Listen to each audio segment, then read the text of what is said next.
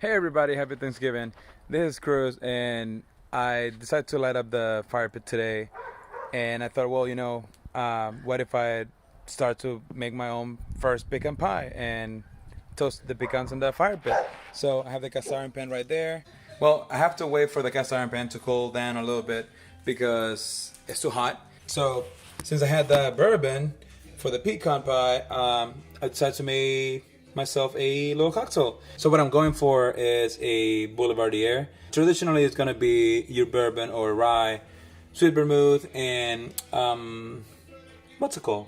I forgot. Anyway, I'm using Aperol instead of that other liqueur, and I'm gonna decide to add some bitters to it because I like bitters. Anyway, so here you go. Enjoy.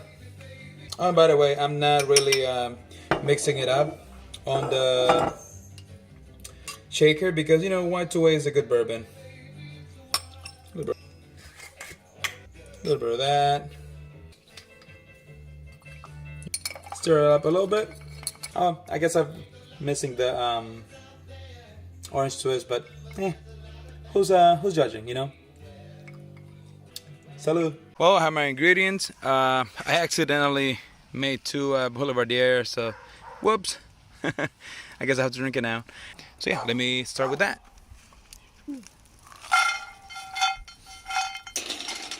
So let them get toasted in there. Hopefully that's gonna get capture some of the smoke and carry it throughout the pie. This is actually not just bourbon. I had the vanilla extract in there and also some almond extract. That way it's a little bit extra nutty. So I'm gonna pour in and watch out. Stay back. That's what you're looking for. Woohoo! Yeah, baby, caramelized. Let it be. Once that flame goes out, we're gonna start adding everything else. That means the bourbon is, or I guess the alcohol is gone. So yeah. You can see there's nothing else. I'm just gonna add my maple syrup, cinnamon, and sea salt in there.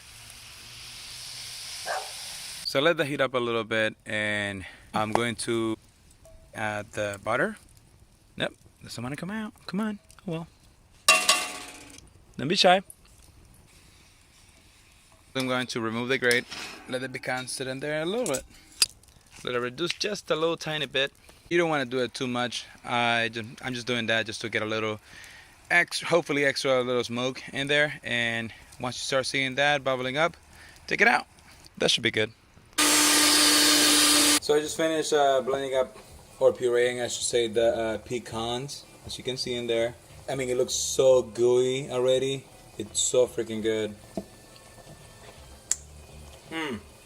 My goodness. You can really smell all the flavors in it. I'm really excited about this so far. Oh, and by the way, I forgot to mention, I made the cross for the pie as well, and that is going to be a coconut cross pie. So it should be really interesting, really nutty, and really flavorful. So I think we're getting closer. Oh my god, it smells so good. The last step for my pecan pie filling is going to be adding 2 eggs to the puree. So as you can see, I have the pie already in the mold. All I'm doing is just kind of thinning it out. That way it's nice and thin, and all the filling and the pecans get in there. And then I'm just gonna cook it from the oven and do the rest. Okay, so I missed a few steps, or at least explaining how to make them. But anyway, I toasted the pie, the cross, as you can see. I toasted also the pecans, put them in there, as you can see right there, and throw the batter right on top of it. So now I'm gonna let it sit in the fridge for a few minutes while I go hang out with a few friends. And after that, I'm gonna put it in the oven. And let it cook for about 20 minutes or so. And that should be it, I think. So we'll see.